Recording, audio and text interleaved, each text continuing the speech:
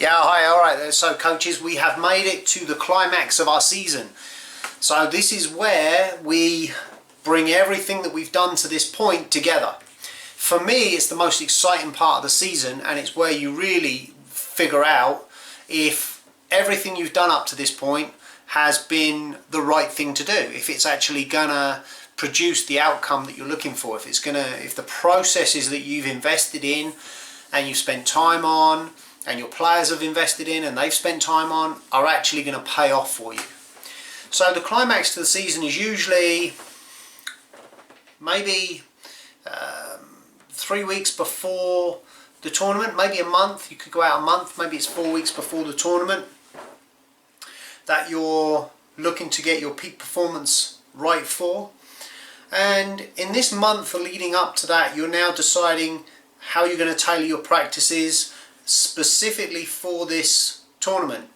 So now you're not working on what drills you're going to run to help improve the players. Now you're working on specifics for the tournament. How are you going to play in the tournament?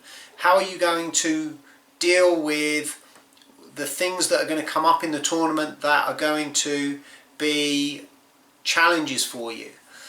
So, you know, for me, in that last 4 weeks, we start working on set pieces, we start working on defending corners properly, we start working on trying to score goals from corners, we'll work on free kicks.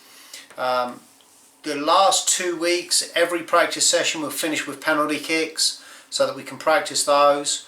We'll do that under pressure, so the players will have a forfeit, if you like, to have to do if they miss their penalty.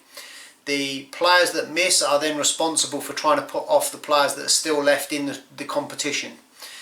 So lots of what we do in that last 2 weeks is building up to the actual tournament. What are the conditions we're going to face in the tournament? We will try and play scrummage games at the same times we'll be playing in the tournament so that we get used to the weather. There's no point in playing scrummage games if you're at 10 o'clock in the morning if all of your games are going to be at 5 o'clock in the evening. And at 10 o'clock in the morning it's nice and cool, but by 5 o'clock in the evening it's blazing hot.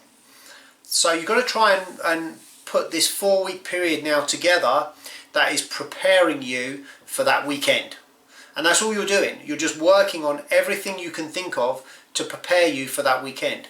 Maybe you'll work on some fitness. Maybe you'll work on boosting fitness in that 4 weeks because you know that the 5 games they've got to play in the 4 days are going to be quite physically demanding. The importance of that 4 weeks in leading up to that is going to matter greatly as to how you come out of it in the end.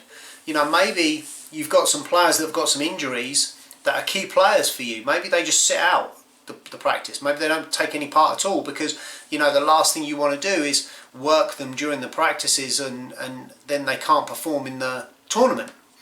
And depending on your age group will depend on how much effort you need to put into getting those players fit enough to be able to compete in that tournament. You know, I love the last 3-4 weeks of practice because all I'm doing is I'm focusing on what do I need to do to put the processes in place that are going to help us to get over the line when it comes to that tournament. What are the strategies that I'm starting to use to share stories with the players, to motivate the players, to give the players a sense of confidence that they can produce the results that we've agreed upon in the team meeting at the beginning of the season that will allow them to be successful in whatever goal we set. The other thing is maybe you change the practices, maybe you shorten them, maybe you lengthen them, maybe you change the days when you're practicing, maybe you take practices off altogether if you know you haven't got enough players or you're coming off the back of a tournament that you've just played, or if you're concerned about fatigue, if you're concerned about injuries. Maybe you'll say, okay, we won't practice on Monday because we had a hard game on the Saturday and we'll come back together on the Tuesday. So you give the players a night off to be able to recover, to be able to recuperate before you go again. So the climax to the season is the part where, for me, the coach is probably the most important part of the season, because now you're really starting to put together your strategies, the components of your practices, the components of your games, your tactics, your motivation, your inspiration. You're starting to mix it all in the mixer now, and you're starting to put it all together so that the players can feel relaxed, they can get to their peak performance. You can show them your passion and your desire and your drive and your commitment and everything that you are going to put into it, and then you can have the expectation that they're going to raise their game to that level as well.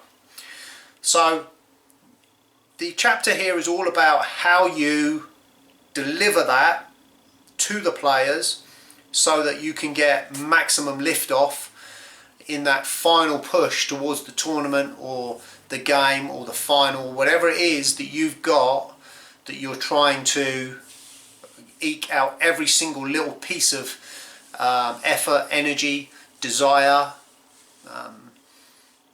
quality, skill from your players to be able to get them over that hill, get them over that hump.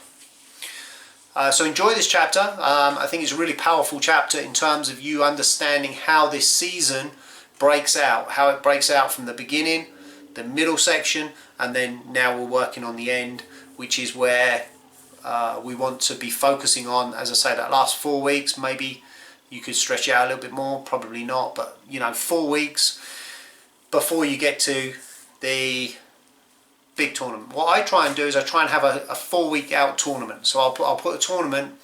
If I'm going to play what we play here in Idaho, our state cup is the end of May, I will try and have a tournament at the end of April. So I'll try and find either a local tournament, probably a local tournament at the end of April that we can go and play in. That will give us that tournament experience again, and then the 4 weeks after that we are working on the things that we learned from that tournament and what we want to do to be able to go forward.